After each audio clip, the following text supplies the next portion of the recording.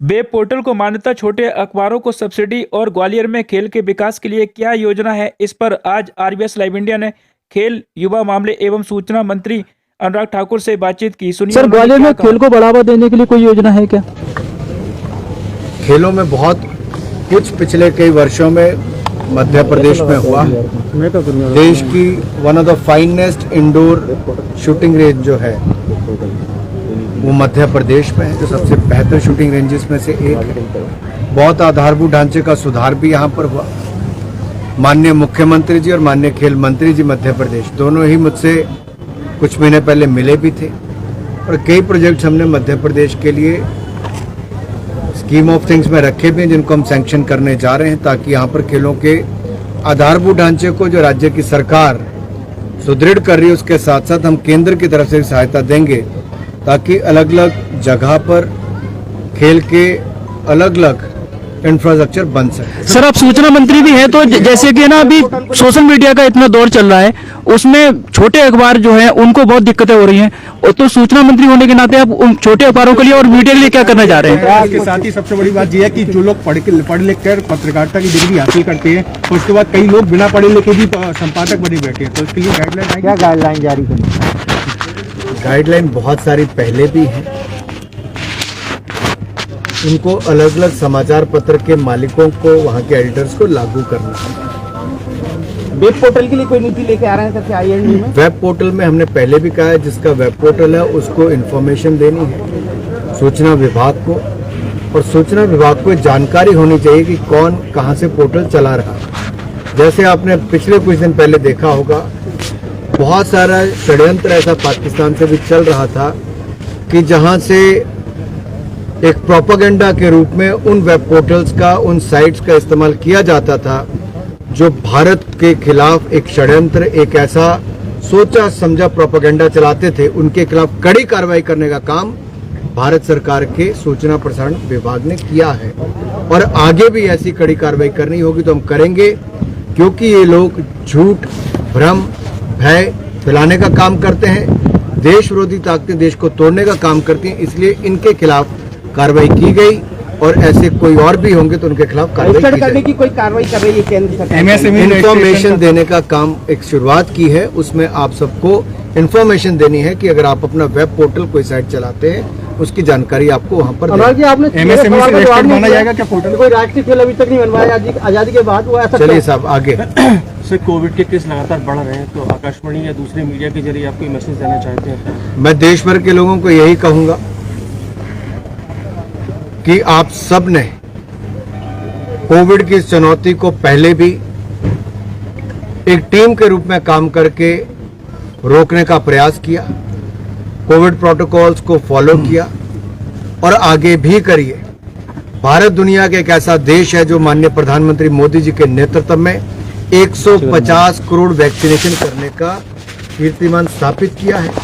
जिन लोगों ने अभी तक वैक्सीन नहीं लगवाई वो जरूर लगवाएं, जिसने दूसरा डोज नहीं लगवाया वो भी लगवाएं, और मेरा ये एक अनुरोध रहेगा कि भीड़ भाड़ ना करें और अपनी तरफ से पूरे प्रयास करें कि हम लोग रोकथाम इस पे करें, और पहले भी किया, आगे भी करेंगे।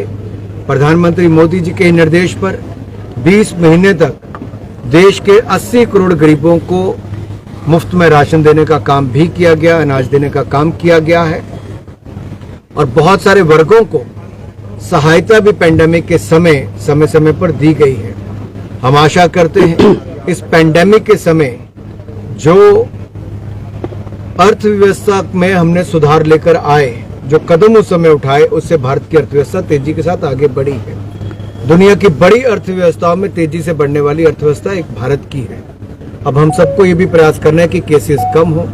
आपने देखा होगा कि इस बार भी बहुत सारे राज्यों ने अपनी तरफ से कदम उठाए हैं, इंस्ट्रक्शन जारी की है, उनका पालन होना चाहिए। आज मुझे यहाँ पर शामिल होने का अवसर मिला,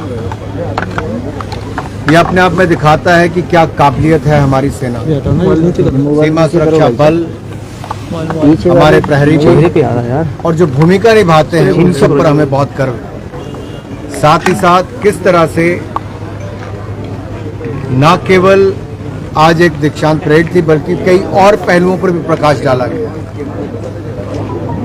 डॉग स्क्वाड क्या कर सकती है, उनके क्या क्या काबिलियत है, उसको भी देखने का एक अवसर मिला। हमारे जाबाज ऑफिसर्स बाइक पर किस तरह से करतब करके दिखाते हैं, वो अपने आप में सबको मंत्रमुग्ध कर लेते हैं। मेरा मानना है कि बीएसएफ ने वर्षों से भारत की बाहरी और आंतरिक सुरक्षा में एक बहुत बड़ी भूमिका निभाई है, भारत को सुरक्षित रखा है और आगे भी करने वाले हैं। आज जिन 78 ऐसे प्रशिक्षुओं को आज असिस्टेंट कमांडेंट बनने का अवसर भी मिला है, दीक्षांत परेड उनकी देखने का अवसर मिला, उनमें से 75 पुरुष थे तो 3 महिलाएं थी। 19 पोस्ट ग्रेजुएट हैं तो 59 ग्रेजुएट हैं। मैं इन सबको अपनी ओर से बहुत सारी शुभकामनाएं देना चाहता हूं और डीजी बीएसएफ पंकज सिंह जी को और उनकी समस्त टीम को इस शानदार कार्य के लिए, जो देश की सुरक्षा के लिए जो अपनी सेवाएं दे रहे हैं, उन सबके बहुत बहुत आभार। तो पंजाब में पीएम मोदी के साथ सुरक्षा में खिलवाड़ी, कानून अपनी कार्रवाई करेगा और जो भी इसके लिए दोषी होंगे उसके ऊपर नियमानुसार जो कार्रवाई करनी होगी वो होगी भी। कोर्ट में भी मामला चल रहा है, कोर्ट ने भी इसका संज्ञान लिया है और देश के प्रधानमंत्री की सुरक्षा जिस भी राज्य में वो जाते हैं उस राज्य की बहुत बड़ी जिम्मेदारी भी होती है। और मुझे लगता है जो हुआ उसका पूरे देश ने चिंता भी व्यक्त की और ये भी साथ ही साथ एक अपने आप में शायद ये पहली बार ऐसा कोई घटना हुई होगी जहां पर इतने हल्के में एक राज्य की सरकार ने कुछ किया। मैं इस पर ज्यादा कुछ नहीं कहना चाहता, लेकिन दुख इस बात का है कि जिस तरह की टिप्पणियां एक के बाद दूसरी पंजाब के माननीय मुख्यमंत्री जी ने की हो, कांग्रेस के पंजाब के अध्यक्ष ने की हो, वो दुख देता है कि किस तरह की बोल, किस तरह की वाणी इनकी देश के प्रधानमंत्री जी के प्रति रही। और कांग्रेस के राष्ट्रीय अध्यक्षा, कांग्रेस के वरिष्ठ नेता इस पर चुप्पी साधे रहे। ये अपने आप में बहुत कुछ कहता है, बहुत सारे प्रश्न चिन्ह खड़े करता है। लेकिन मैं यही कहूंगा कि सिस्टम अपना काम करेगा और कोर्ट में भी जो हो रहा है उसके चलते जो कोर्ट के आदेश होंगे आगे वो। अनुराग जी, आजादी के इतने सालों बाद भी भारत का कोई राष्ट्रीय खेल नहीं है, ऐसा क्यों? आगे जी आगे मेरा ये है, एक प्रश्न है कि बीएसएफ में जिस प्रकार से है तो इनका कोटा और ज्यादा बढ़ाएंगे क्या खेलों में? आप भी खेल मंत्री हैं, इसमें खेल में कोई कोटा नहीं होता, कोई जाति धर्म किसी को देखकर नहीं होता है। खेलों में तो जिसमें काबिलियत है मेडल जीतने की, पदक जीतने की और जो टीम में अपना स्थान बना सकता है, ये जाति धर्म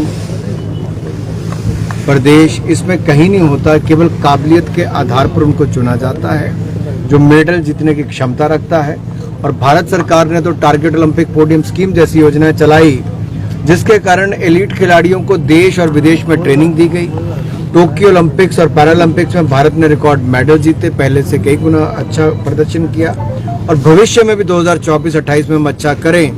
हमने मिशन ओलंपिक कमेटी का गठन कर दिया, उनकी बैठकें चल रही हैं, खिलाड़ियों को चयनित किया गया है और उनको प्रशिक्षण देने की तैयारी की गई है। इस वर्ष होने वाले एशियन गेम्स और कॉमनवेल्थ गेम्स के लिए भी खिलाड़ी अलग अलग जगह प्रशिक्षण के लिए चले गए हैं। इसके अलावा खेलो इंडिया यूथ गेम्स, खेलो इंडिया यूनिवर्सिटीज गेम, इनका भी शुरुआत माननीय प्रधानमंत्री मोदी जी ने की ताकि हजारों खिलाड़ियों को राष्ट्रीय स्तर पर एक ऐसा प्लेटफॉर्म मिल सके जहां वो अपनी प्रतिभा दिखाएं। जो पूर्व में खेलो इंडिया गेम्स में खेले, आज वो भारत के लिए ओलंपिक्स और बाकी वर्ल्ड चैंपियनशिप में मेडल जीतकर लाए हैं। हमारा प्रयास रहेगा कि राज्य, क्योंकि खेल राज्य का विषय, वो भी खेलों को आगे बढ़ाएं और केंद्र भी इसमें बहुत सहयोग कर रहा है। खेलो इंडिया स्मॉल सेंटर्स जो हैं, लगभग 1000 सेंटर्स हम देश भर में बनाने जा रहे हैं जिनमें से 250 के लगभग इसमें से मंजूर किए जा रहे हैं। अनुराग जी, आपने MSME से सवाल का जवाब रेस्ट्रिक्ट नहीं माना दिया। जाएगा क्या पोर्टल? कोई राष्ट्रीय खेल अभी तक नहीं बनवाया आजादी के बाद, वो ऐसा चलिए क्यों? साहब आगे। सर, कोविड के केस लगातार बढ़ रहे हैं, तो आकाशवाणी या दूसरे मीडिया के जरिए आप कोई मैसेज देना चाहते हैं? मैं देश भर के लोगों को यही कहूंगा कि आप सब ने कोविड की इस चुनौती को पहले भी एक टीम के रूप में काम करके रोकने का प्रयास किया, कोविड प्रोटोकॉल्स को फॉलो किया और आगे भी करिए। भारत दुनिया का एक ऐसा देश है जो माननीय प्रधानमंत्री मोदी जी के नेतृत्व में 150 करोड़ वैक्सीनेशन करने का कीर्तिमान स्थापित किया है। जिन लोगों ने अभी तक वैक्सीन नहीं लगवाई वो जरूर लगवाएं, जिसने दूसरा डोज नहीं लगवाया वो भी लगवाएं। और मेरा ये एक अनुरोध रहेगा कि भीड़ भाड़ ना करें और अपनी तरफ से पूरे प्रयास करें कि हम लोग रोकथाम इस पे करें और पहले भी किया, आगे भी करेंगे। प्रधानमंत्री मोदी जी के निर्देश पर 20 महीने तक देश के 80 करोड़ गरीबों को मुफ्त में राशन देने का काम भी किया गया, अनाज देने का काम किया गया है और बहुत सारे वर्गों को सहायता भी पेंडेमिक के समय समय पर दी गई है। हम आशा करते हैं इस पेंडेमिक के समय जो अर्थव्यवस्था में हमने सुधार लेकर आए, जो कदम उस समय उठाए, उससे भारत की अर्थव्यवस्था तेजी के साथ आगे बढ़ी है। दुनिया की बड़ी अर्थव्यवस्थाओं में तेजी से बढ़ने वाली अर्थव्यवस्था एक भारत की है। अब हम सबको ये भी प्रयास करना है कि केसेस कम हो। आपने देखा होगा कि इस बार भी बहुत सारे राज्यों ने अपनी तरफ से कदम उठाए हैं, इंस्ट्रक्शन जारी की है, उनका पालन होना चाहिए। ग्वालियर में बीम करने वाले तो ये थे अनुराग ठाकुर जी, युवा एवं खेल मंत्री और साथ में सूचना मंत्री भी, और जिनसे हमने बात की। अभी मैंने उनसे पूछा कि वेब पोर्टल के लिए क्या कोई नीति लाई जा रही है, तो उन्होंने कहा कि यहाँ सूचना देना अनिवार्य है। साथ में ही मैंने उनसे पूछा कि क्या यहाँ पर खेलों के लिए भी कुछ योजना बनाई जा रही है, तो उन्होंने उसके बारे में भी हमें बताया। और इस समय BSF के टेकनपुर के दीक्षांत परेड सहायक कमांडेंट के इस भव्य कार्यक्रम में यहाँ पर RBS लाइव इंडिया ने अपनी उपस्थिति दर्ज कराकर यहाँ पर उनसे कई तरह की जानकारियाँ ली हैं। तो आशा करता हूँ कि RBS लाइव इंडिया ने जो वेब पोर्टल के लिए जो आवाज़ उठाई है, सूचना मंत्री से जो मांग की है कि उनको भी एक दर्जा दिया जाए, क्योंकि आजकल सोशल मीडिया बहुत बड़े तादाद में देख रहे हैं कि कई जगह पर चल रहा है और कई जगह पर उनके खिलाफ कार्रवाई भी की जाती है। तो उसको लेकर के सूचना मंत्री से जिस तरीके से हमने पूछा अभी, और उन्होंने साफ कहा कि सूचना देना अनिवार्य है, यानी कि आप काम कर सकते हैं लेकिन उसकी सूचना देना आपको अनिवार्य है जनसंपर्क कार्यालय में। RBS लाइव इंडिया के लिए मैं संजय भारद्वाज, टेकनपुर दीक्षांत परेड से।